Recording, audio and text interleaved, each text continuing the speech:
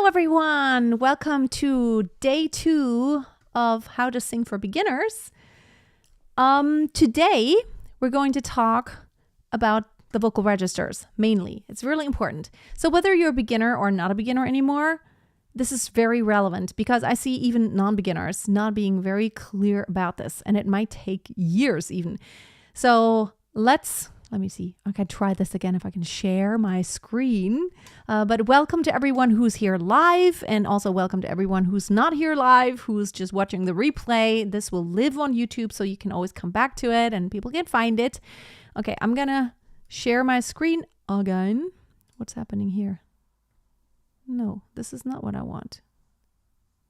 What's happening here? Why? I have this open right here. So let me try this one more time. There we go.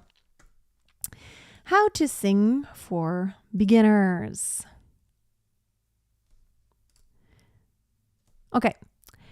The vocal registers are very important. So we have chest register, head register, and you see in parentheses falsetto.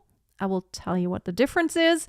There's whistle register, there's schnarrbass, which is something you may not have heard, and vocal fry. Now, I actually would only describe chest register and head register as the main two mechanisms that you will need on an everyday basis as a singer. It doesn't matter whether you're an alto or a bass or a tenor or a soprano. These are the two registers. Without using both of them, you lack range. So your chest register is what we speak in. It's what I speak in right now. It's when I kind of have like a strong voice or also kind of a low to mid register voice, like, hello, how are you today? This is my chest voice. And then there's something called head register, which is, oh, no. It's when we squeal, when we squeak around, or, sometimes when we're like astonished, like, oh, really? Oh, I didn't know that. So we actually use head register frequently without even realizing it. I don't know if you've ever heard of speech level singing. Seth Riggs established that method, and I like a lot of the concepts in there because basically you know how to use your voice, but when you sing, you almost do things that you wouldn't do in everyday singing, So we just do things without thinking about it. It's like, oh my goodness. Oh yeah. Oh no. We do a lot of voice colors without realizing it. Well, I always do because I'm very animated when I speak. So, oh no, this is head voice. Oh, hello there. This is chest register. I'm going to show you how to know your range and where you should sing in just a little bit. Then there is something called whistle register. Whistle register is very, very high, and it's really just the edges of your vocal cords vibrating. So instead of which is head voice, it goes even higher, something like this.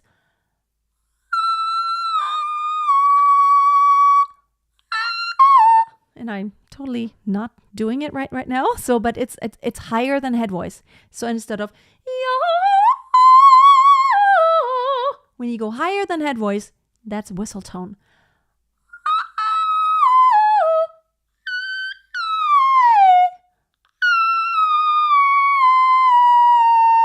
So that's kind of whistle tone up there. Then schnarrbass is something I cannot demonstrate no matter what I'll do, because it's the very, very low frequencies of a true bass, and it sounds almost like a bubbling, like, I can't, of course, because I don't have such a low voice. It's when you can literally hear the vibrations that are like, it almost sounds like a cat's purr because it's that low. And then vocal fry is, it's when the vocal cords actually don't close. It's just like, they're very loosely closed, and then you do a vocal fry. It's like a bubble.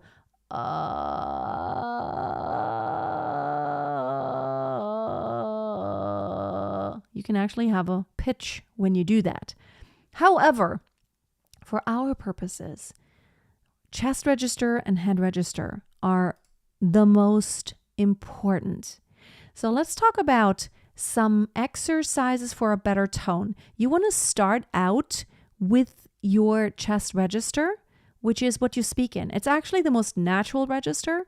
If you have been singing in choirs a lot and you're a female singer, it might be that it's really hard for you to get into head and chest voice, because if you sing in the soprano section, you're usually a little higher than your chest voice range will allow. So you just end up singing everything in head voice, like, you know, as the deer panteth for the water, so my soul longeth after thee. It's just an example. So instead of transitioning all the time, you just stay in head voice. So in this kind of tone, even when you get a little bit lower, you stay in this tone instead of as the deer panteth for the water, which is more of my speaking range. So that means that's my chest voice. I actually want to say something before I continue on. Your chest register, your chest range. How do you know? How do you know where to sing? Because the truth is, when it gets too high, it does become difficult to sing in chest voice, because the reason why you have anatomically more than one register is so that you have more range. We sometimes need this, hello, hello, hello. And sometimes we need this, ah! You know, what if the kids are about to run across the street and there's cars coming? So you're like, oh no! So it's loud, you can be heard. So I feel like biologically, this is like very intentional. We were supposed to have these registers so we have more range. We can have that like strong middle to low, and then we can have that, the squeaky sound. But in everyday speaking, this is a good clue where you should sing. Because if it's too high, you cannot sing in chest voice, especially if your chest voice is not well trained yet. Your transition point is not that high, so you can't take your chest voice high. If you train it, then you go, na, na, na, na, na, na, na. Then your chest voice can go higher. When you're not very well trained, or you have a natural, really high chest voice that you can easily do, if you want to practice chest voice, you can't take it too high.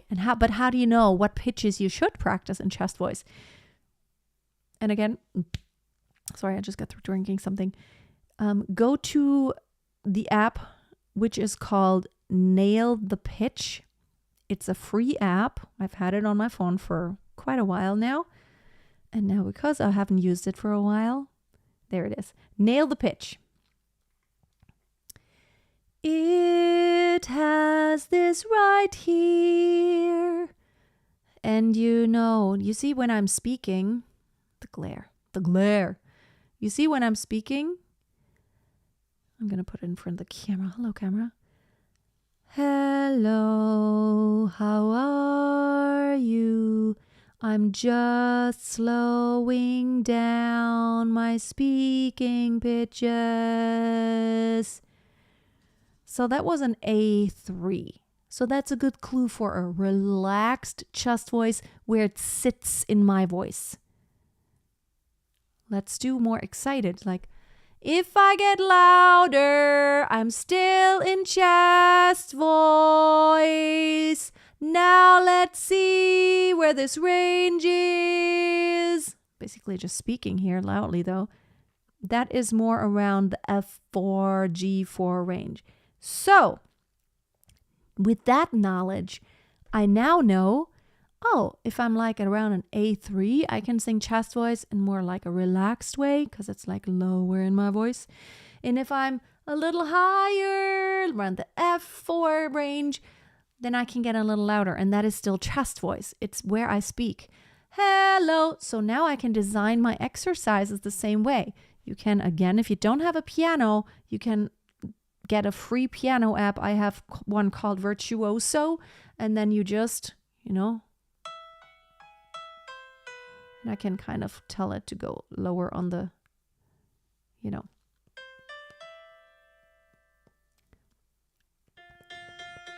This is F4. So if I know that, so now I'm going to do an exercise. Ma, ma, ma, ma, ma, ma, ma, ma, ma. And I know I can sing it in chest voice because I have tested out where my chest voice is. It's hard to say that, oh, every soprano's chest voice is from A3 to F4. It's not true. Everyone's different depending on how much you have trained your chest voice and how much naturally your chest voice is strong and how much you've sung in it. It will be different for everyone. Some singers have a hard time even above the E4 to stay in chest voice. They will already transition into head voice because they're so used to it. Like maybe having sung in choirs, or if you have some breathiness, it will be harder to sing a little higher in chest voice. That's why kind of slowing down your speech and going into this app and kind of testing out what's the range of my natural speaking voice. And that's where you can start with exercises. So humming is a good thing. Humming. Let's talk about humming. Why is humming good? Oh my goodness, I always come on. Why is humming so good? I wish I could find a way to keep this. Why is humming so good? Humming is good because it prevents you from pushing against your vocal cords too much. When I go, I can push through a lot of air because I'm opening up my mouth. I'm opening up everything. When I hum,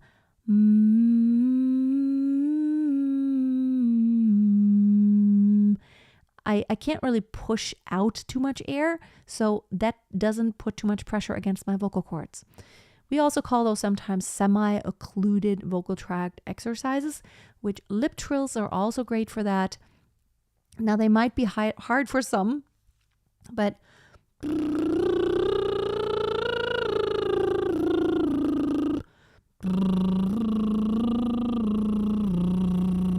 especially I feel lip trills are really good for the higher pitches because it really helps you transition the registers seamlessly. So you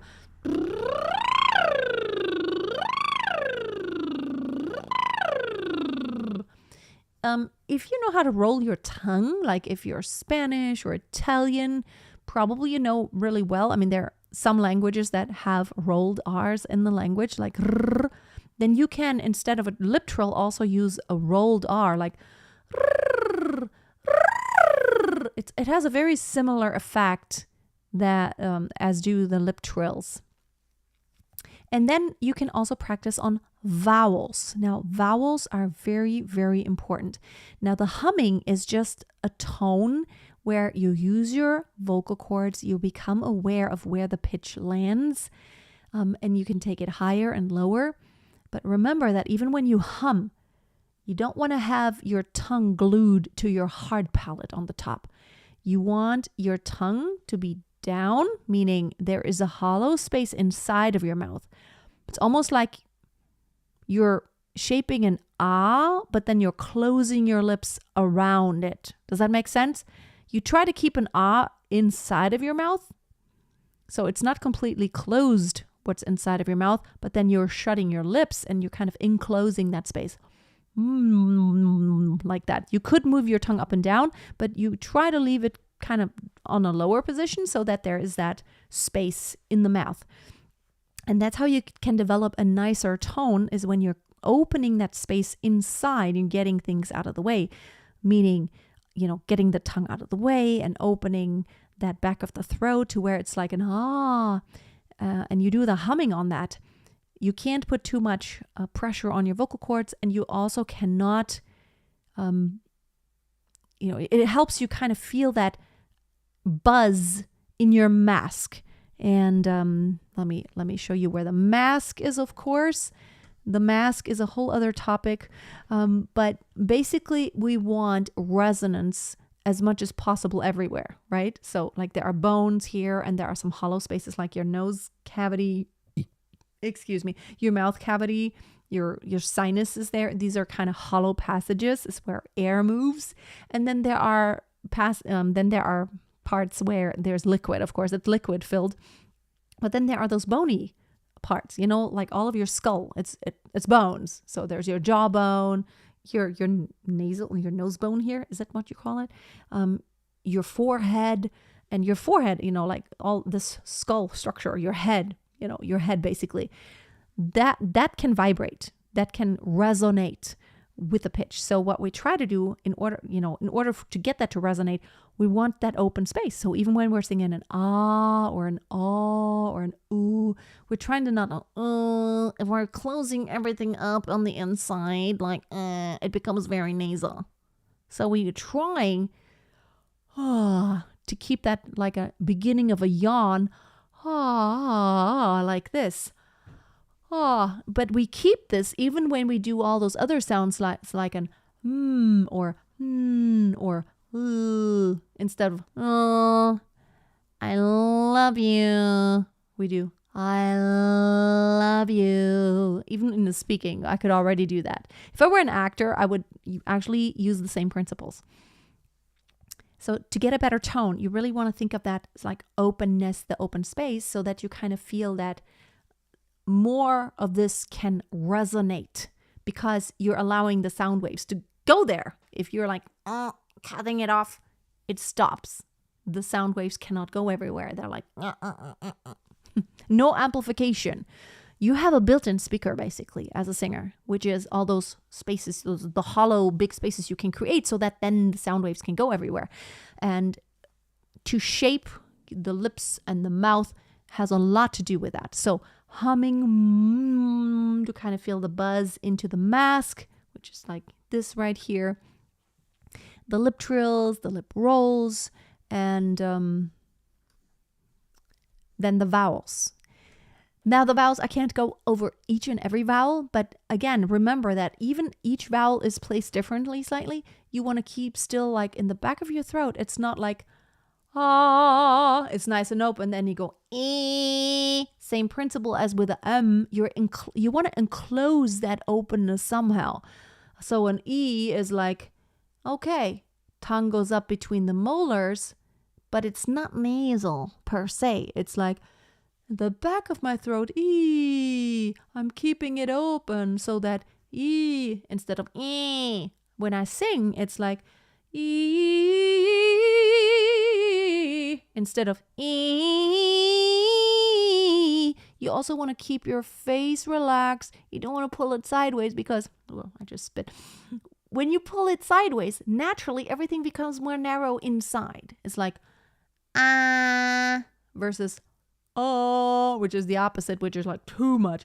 You also don't want to dislocate your jaw. You don't need like crazy jaw action to open up. Like I said, again, it's about the inside that needs to have some vertical space. And there is a certain amount you need to open your jaw to create that vertical space on the inside somewhere. Because if you're closing your lips and you're closing your mouth, there's not a lot of space I can create to sing in. Like I'm trying to keep the back of my throat open, but because I'm like the mouth, on the inside of the mouth, I'm not using all the space I could have. But opening the jaw even more, it doesn't help. It just creates tension. So you need a nice middle ground, not too much tension here. I always say it's almost like falling asleep. When you lean your head back, it goes like this. This is kind of how much your jaw opens up. Hello, focus. Here we go. Not more and not a lot less. Okay, I'm going to read your comments in just a little bit. Or maybe I'll just catch up a little bit now. I will catch up a little bit now. Hello, everyone who's here. Tina is here. Awesome. Frank is here. Toshi is here. Ever faithful. That's great that you're here. XX Gamer. Chris. Yes. You're here again. Frank. Yes. I already said that. Can your chest voice go higher if we trained as a male? Yes, definitely. You can train all your registers to go higher. On the low end, There's not that much you can train. You can definitely train it to relax your voice a bit more.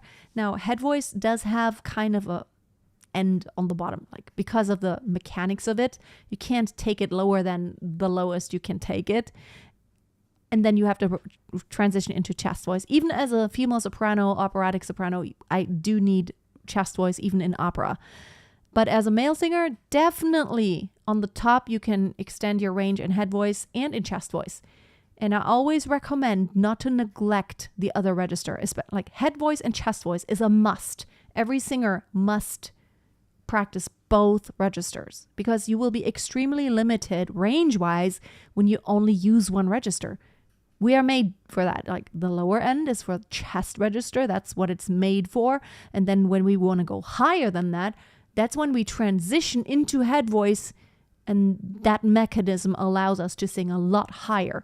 But yes, you can take chest voice higher and you can train it to go higher. I mean, there's definitely a limit at some point, but then we're not talking about mix because that's a little bit more advanced. Mix is advanced, like really. Mix is really the balancing between the two registers and being aware of the laryngeal tilt that happens, which this is for beginners. I want to keep it simple. I want you to get started the right way. And I say it again and again.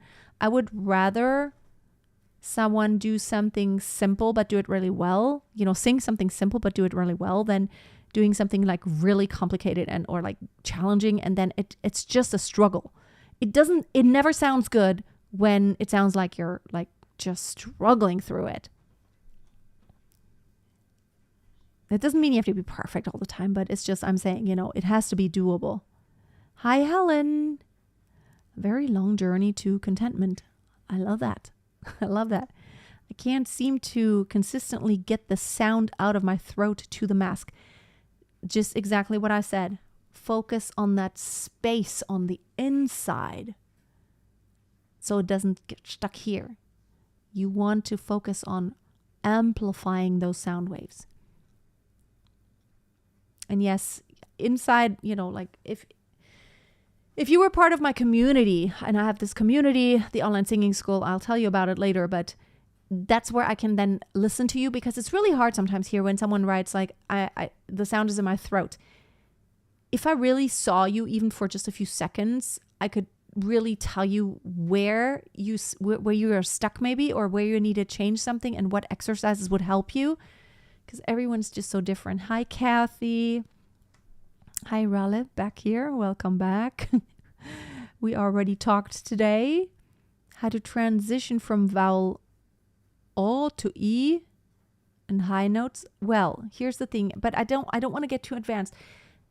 When you go into head voice and it gets really high, every closed vowel we will have to open up. So an ah actually remains an ah. Ah, ah. Now if I go to a E, which is naturally a closed vowel, right? E. So now it's enough just to open the back of my throat. But now when I get higher, E. I can't literally, it's choking me. So now I need to open everything up.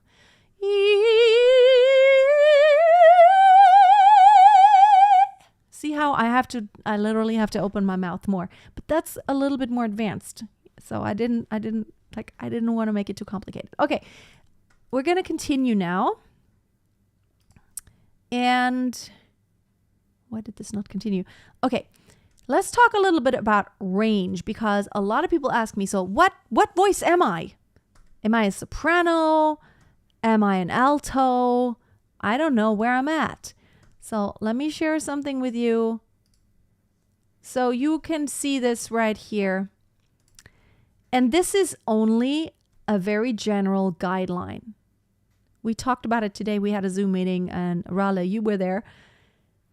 So it says here, a female soprano goes from like a middle C to the C, to the A, to the A5, which isn't entirely true because like I sing up to an E or an F6. Am I not a soprano? Yes, I am. And also most mezzo sopranos actually can sing lower than an A3 and higher than an F4.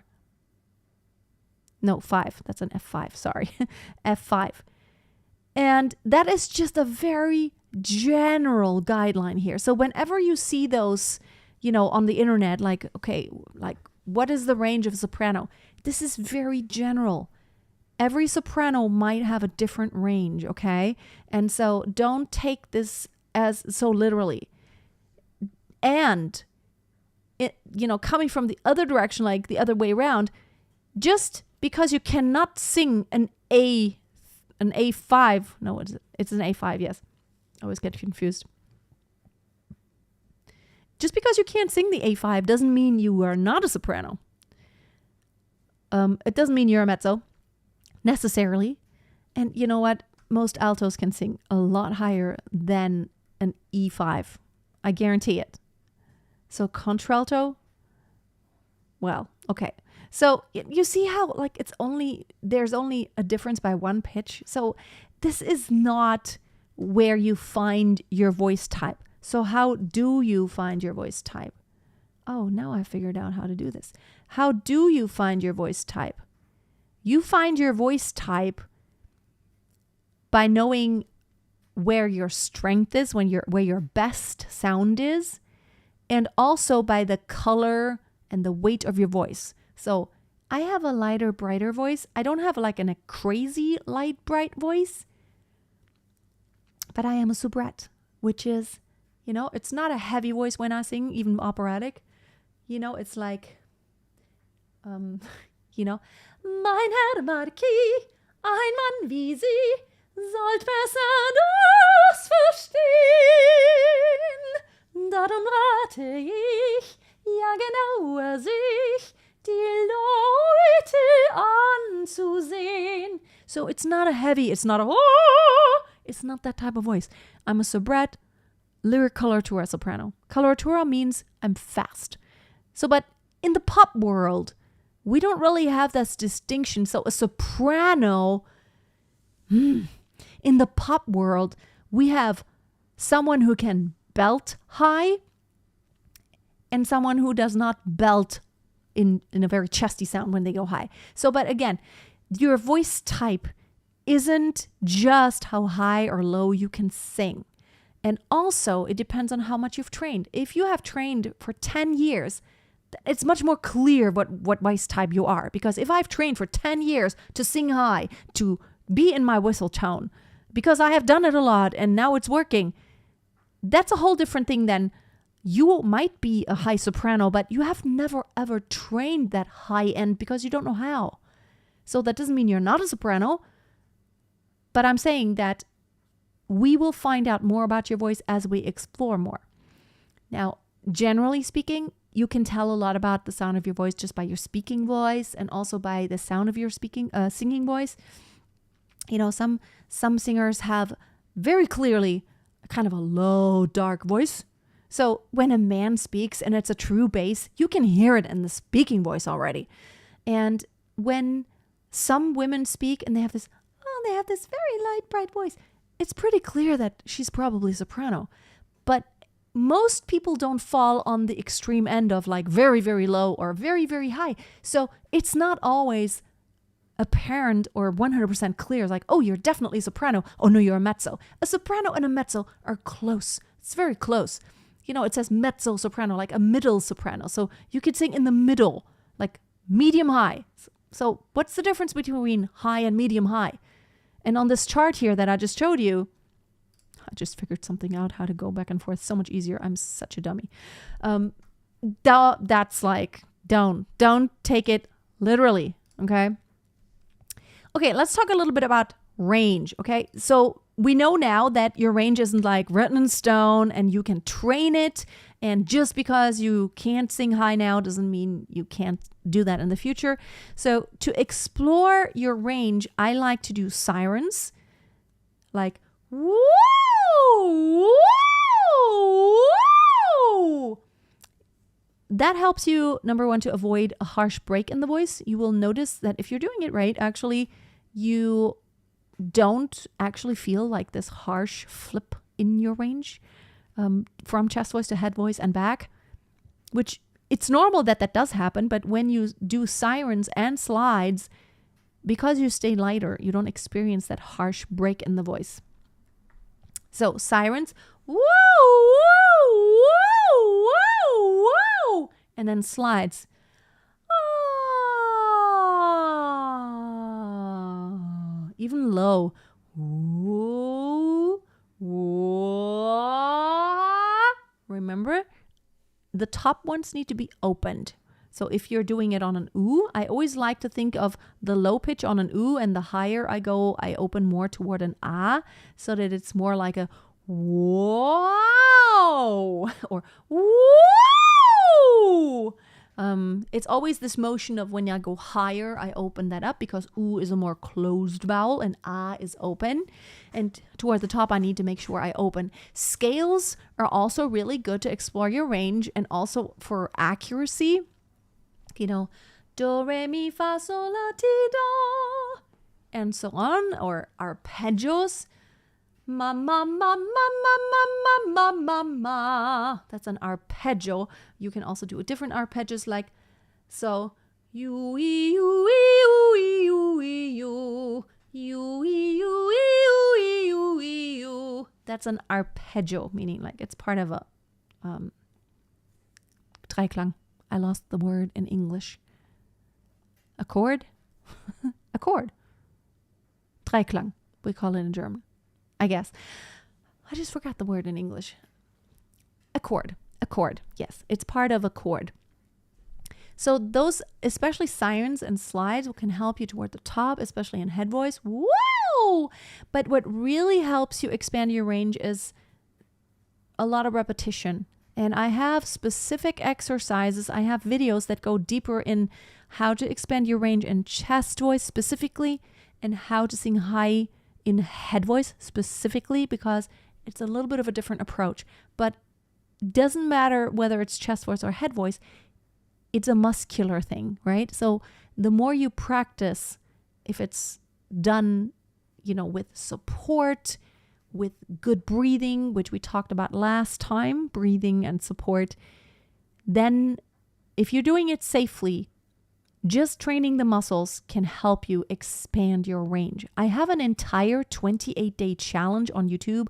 So if you are interested in really taking like an entire month to expand your range, it's on my channel. I put it in one of the playlists, the 28-day expand your vocal range challenge.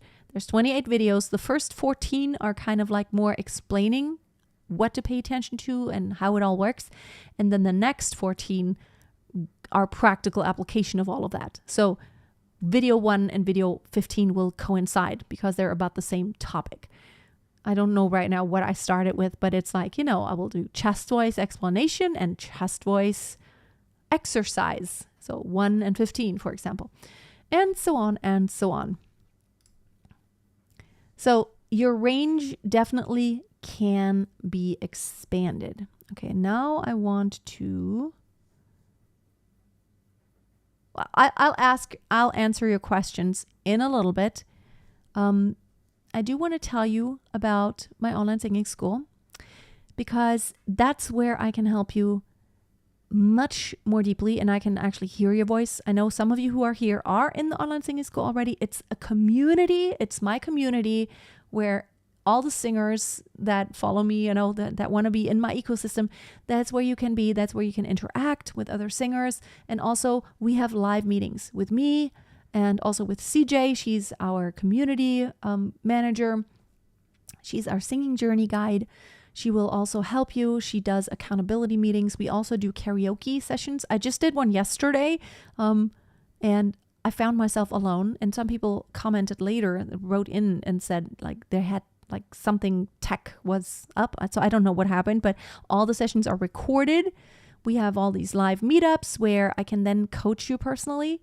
And even if you cannot make it live, you can always send in a recording.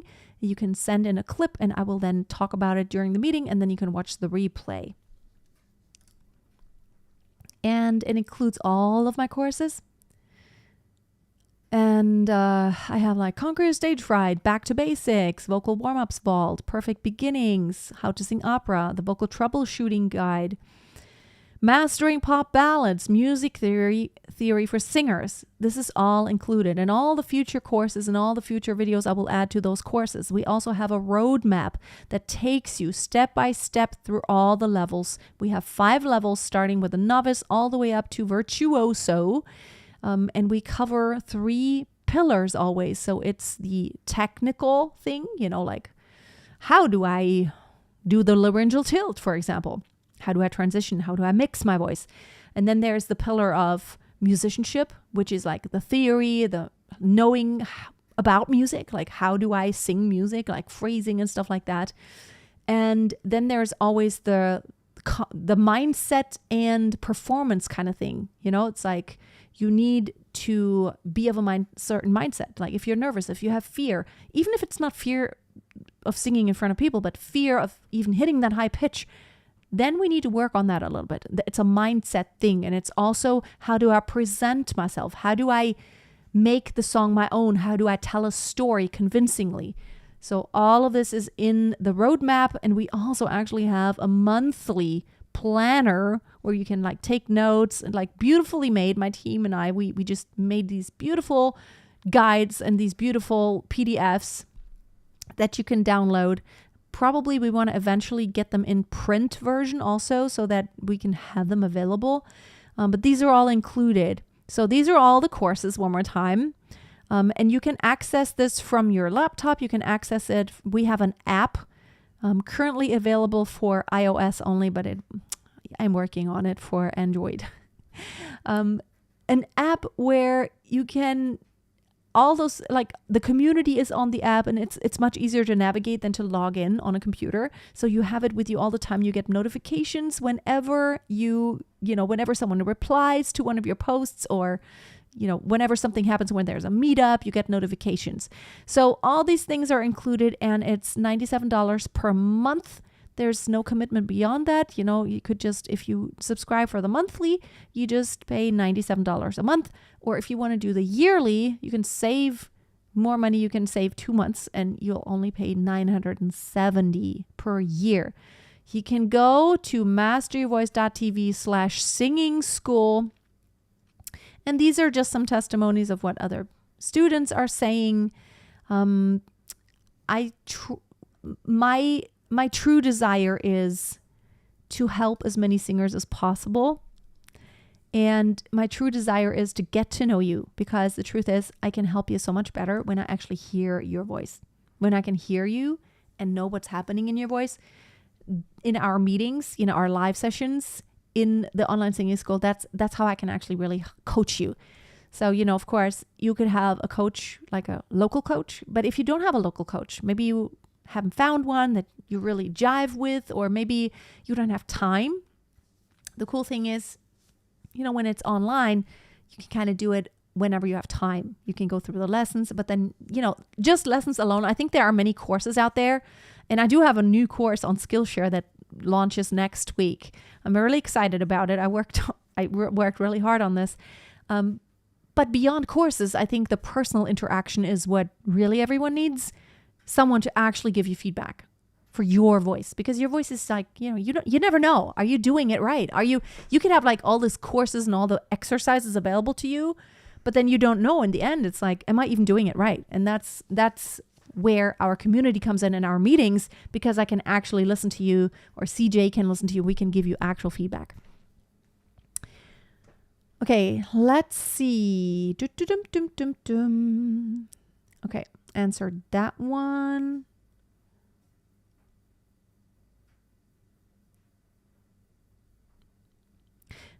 My biggest problem when I use humming to vocalize, I can go really high and tension free, but lip trill is bringing a lot of tension and make it see the muscles near the larynx and loses the trill. Well, the thing is, when you sing higher, your vocal cords close more tightly, and therefore less air actually flows. So you have to kind of keep your lips kind of loose. If they're too tense, It's really hard on the top pitches. But then, if you can do it on humming, that's already really good. But humming has its limitations because as you go higher, it becomes harder because it's all closed. This is all closed. So lip trill has more airflow. What you can also do instead of lip trills, equally good, is filling a glass or a bottle halfway with water, putting a straw in it, and then singing through the straw. Same effect as the lip trills. Try that. Because these kind of things, the semi-occluded vocal tract exercises are good for really taking tension off the vocal cords. My spelling in English is not the best. Oh, don't worry about it. Yes, I think I can definitely understand what you're saying. So that concludes today's lesson. And then tomorrow, I don't have the page open. What I'm trying, let's see, I can tell you what tomorrow is going to be about. Tomorrow, we're talking about pitch and control. So I think this is the most important thing. Hitting the right pitch is like the number one prerequisite. When someone sings off pitch, it doesn't matter how amazing their voice sounds and how great the tone is. It could be beautiful, but if the pitch is off, it doesn't even matter what else is good. Because the pitch is off, everything sounds wrong. And even someone who doesn't have a trained musical ear, when they hear someone who sings off pitch, they will always be perceived as, not a good singer. And if someone can sing on pitch, if someone can be very accurate on pitch, even they may not have a great tone or anything else, but they will always be perceived as an okay singer. That's the baseline. It'll be okay because it doesn't sound bad. It does not sound bad. Maybe it sounds plain if they don't have colors and phrasing, all the other things that you can do if it's not very musical. But if you can be on pitch dead accurate, you will never be perceived as a bad singer, ever. So it's so important. So tomorrow, the pitch and controlling, how to sing on pitch, that's what we're going to talk about tomorrow. It's going to be a bit earlier tomorrow because babysitter situation. I have twin toddlers. So can I do a reaction on the divas? Yes, I'll look at it. Side topic. So thank you everyone for hanging out. I would love to see you inside of my online singing school. At least check it out. We have a lot of fun there, and I go live. We do focus week sometimes. I recently did an entire week where it was about opera. I'm planning the next month, and probably I will do maybe a belting challenge. I have a belting challenge inside of the courses, but I will probably do a belting week, a focused as a challenge where we talk more in depth and we kind of share more exercises, and you can then connect live with me and we can talk on Zoom. It's not on Zoom, but it's inside the community, but it's the same format. Basically, it looks like Zoom. You can see me, but it's all inside the community. And if you have the app, it's everything is in one place. All the courses can be accessed, so you can listen to the courses on the go when you're driving or when you're listening, with headphones. When you're walking, you can listen. And you could listen and sing, or you could just listen, because I also have a private podcast in there. It's called The Singing Journey, where I just talk about my, when I practice or my experiences, I just share my thoughts. That is also something you will have access to. Okay, everyone. Thanks for hanging out. I hope you have an amazing day. Remember, your voice is unique. You remember to always keep on singing and keep a song in your heart. And your voice is partially consists of muscles. So look at yourself as a vocal athlete at all times. So train accordingly. Protect your voice. You only have one. Don't batter it. But do challenge yourself. Okay, I'll talk to you all later. Next time. Bye.